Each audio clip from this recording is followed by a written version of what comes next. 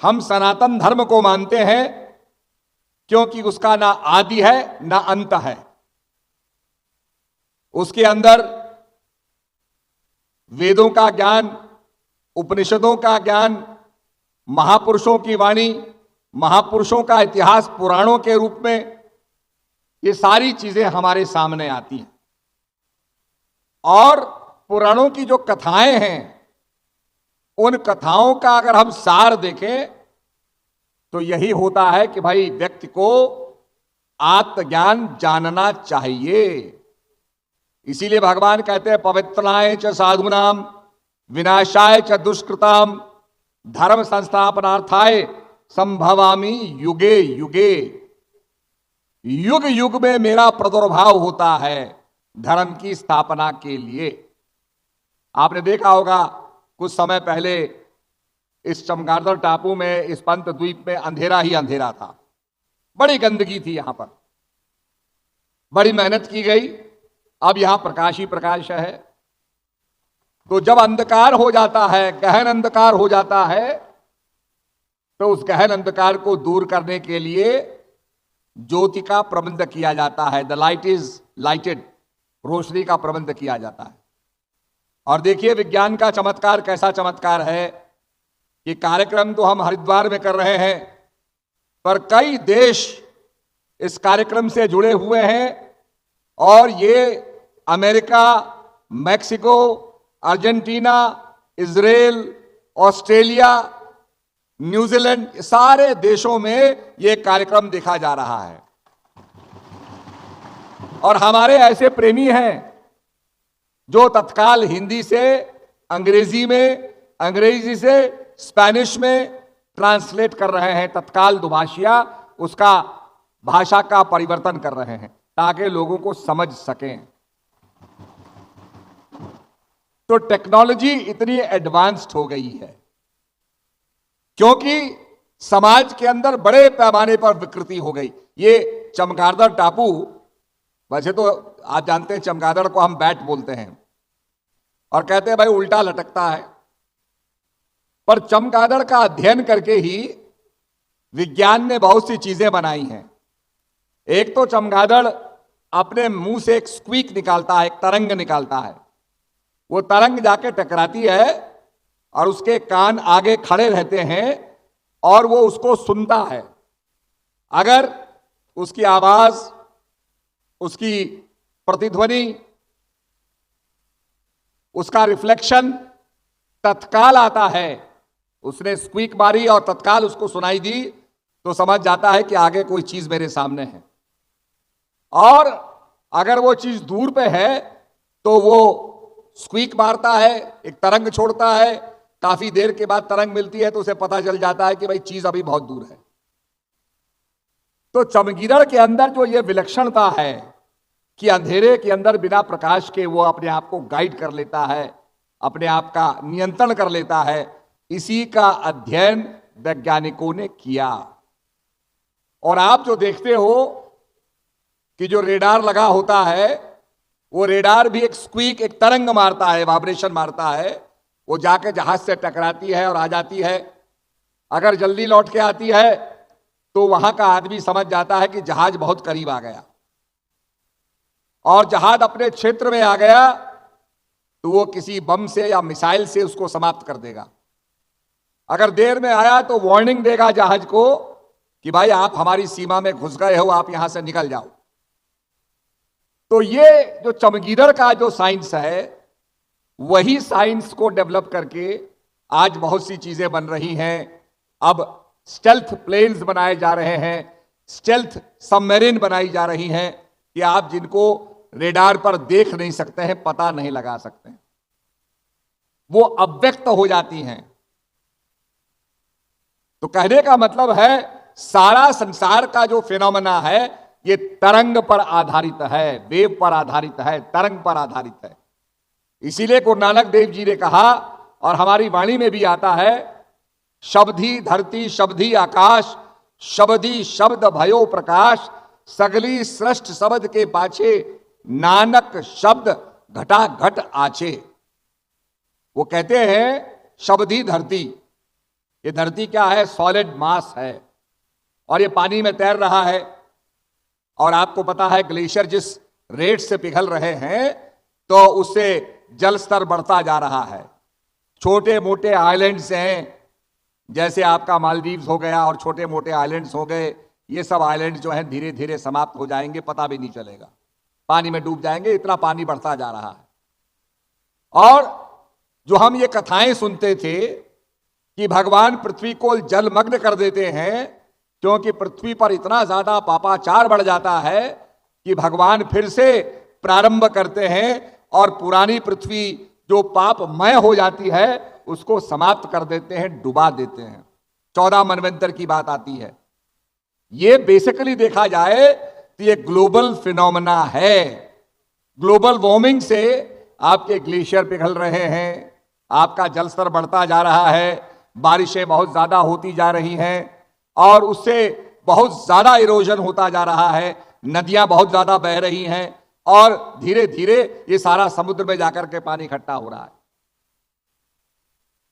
तो देखा जाए इस पर भी हमें ध्यान देना होगा कि कैसे पृथ्वी की हम रक्षा करें, कैसे जल का हम संरक्षण करें, यह भी बहुत जरूरी है। इसीलिए आपने देखा होगा हमारे शास्त्र में आता है जब आदमी सवेरे सवेरे पलंग में उठता है तो पृथ्वी माता को प्रणाम करता है और पृथ्वी माता से कहता है, माता तुम्हारे ऊपर मैं अपने पैर रख रहा हूं, मुझको क्षमा करना। क्योंकि हमारे ऋषियों ने एक बैलेंस बनाया, प्रकृति को सम्मान दिया, धरती माता को सम्मान दिया, इस पर्यावरण को सम्मान दिया और संतुलन बनाए रखा उन्होंने। इसलिए प्रकृति ने भी उनकी रक्षा की। पर आज वो नहीं हो रहा है। आज धीरे धीरे इतना ज्यादा प्रदूषण बढ़ गया, आपने देखा होगा दिल्ली के अंदर इतना ज्यादा प्रदूषण बढ़ गया था कि फिर बाद में लोग सीएनजी चलाने लगे। अब लोग इलेक्ट्रिक पर आ रहे हैं कि भाई गाड़ियां इलेक्ट्रिक की चलाओ। उसमें भी और ज्यादा प्रदूषण होगा तो लोग हाइड्रोजन फ्यूल की गाड़ियां लाएंगे, ग्रीन हाइड्रोजन से चलने वाली, ब्लू हाइड्रोजन से चलने वाली, हाइड्रोजन फ्यूल से चलने वाली। क्योंकि जब हाइड्रोजन फ्यूल जलता है तो उसमें केवल मात्र वेपर निकलते हैं। मुझे बड़ी खुशी हो रही है कि अमृता जी जब ऊर्जा मंत्री थी आज से करीब 15 साल पहले, तो उन्होंने कहा भाई हमारे जो पावर स्टेशन बन रहे हैं इनसे हाइड्रोजन बनाओ, बिजली को पानी में डाल के इलेक्ट्रोलिसिस से आप हाइड्रोजन ऑक्सीजन को अलग अलग करो ताकि ऑक्सीजन की कमी ना रहे और हाइड्रोजन फ्यूल से गाड़ियां चलें। आज जापान के अंदर उनकी इतनी विकसित टेक्नोलॉजी हो गई कि वो ब्लू हाइड्रोजन से और ग्रीन हाइड्रोजन से आज अपनी गाड़ियां चला रहे हैं। हमारे देश में भी धीरे धीरे इलेक्ट्रिक कार्स आ रही हैं, इसका भी प्रचार प्रसार हो रहा है और बड़े पैमाने पर इसका प्रचार प्रसार होना चाहिए। हमें फॉसल फ्यूल पर डिपेंड नहीं होना चाहिए क्योंकि फॉसल फ्यूल एक दफे खर्च होता है, दोबारा उसको हम नहीं प्राप्त कर सकते। बिजली की बैटरी को हम चार्ज कर सकते हैं पर एक दफे तेल जल गया उस तेल को प्राप्त नहीं कर सकते।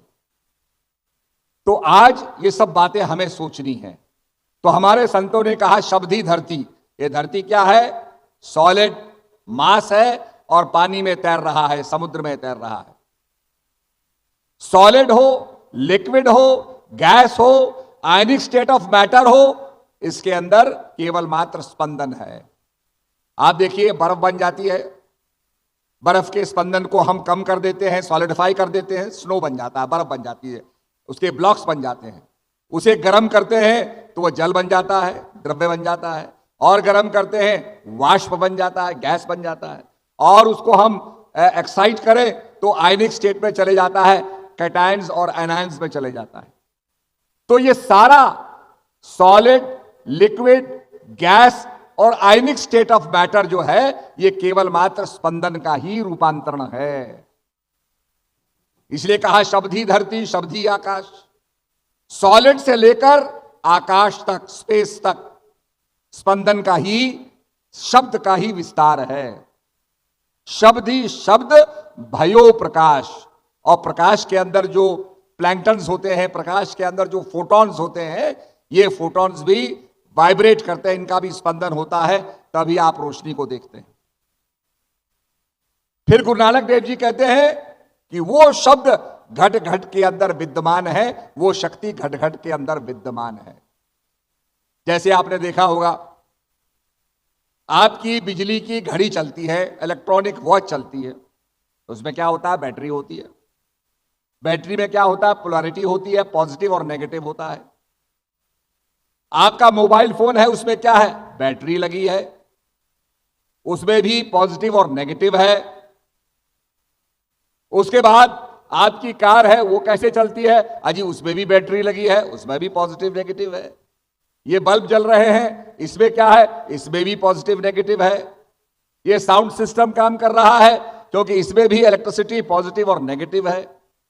तो धीरे धीरे अगर हम इसको देखते जाएं तो यह पता चलता है कि वो शक्ति का स्रोत, जो बिजली का स्रोत है, वो सब जगह विद्यमान है, नहीं तो कोई चीज चल नहीं सकती है। The source of energy, the source of juice is right inside that item. ऐसे ही संतों ने कहा कि तुम्हारे अंदर भी आत्मा है। रमय निरंतर आत्मा सब घट आठों याम, वाही ते संतन धरो राम ताही को नाम। उसको राम इसलिए कहा गया, वो सबके अंदर रमण करती और सबके अंदर विद्यमान है। अब उसको जानने के लिए तत्वदर्शी महापुरुष के पास जाना पड़ता है,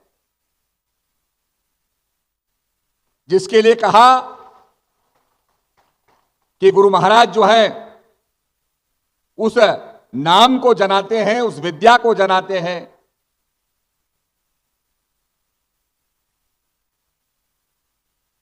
और एक भक्त को ज्ञान देकर के उसे ज्ञानी बनाते हैं। तो गुरु के पास जाके बंदो गुरुपद कंज कृपा सिंधु नर रूप हरि महामोहतम पुंज जास वचन रवि करने कर, जिनके वचन रवि की करनी करते हैं।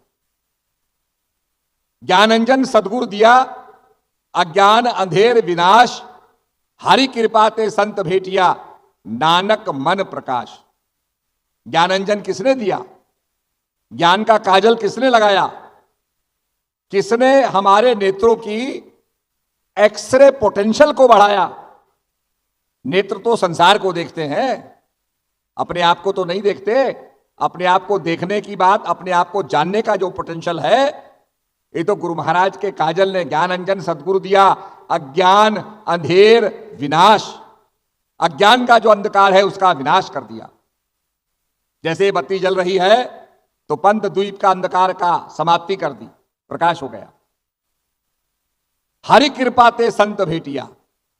और भगवान की जब असीम अनुकंपा होती है तो संतों से मुलाकात होती है, संत भेटिया, नानक मन प्रकाश। तब मन के अंदर प्रकाश होता है, जिस प्रकाश से प्रकाशित होकर के आदमी कैवल्य पद को प्राप्त करता है, मुक्ति को प्राप्त करता है।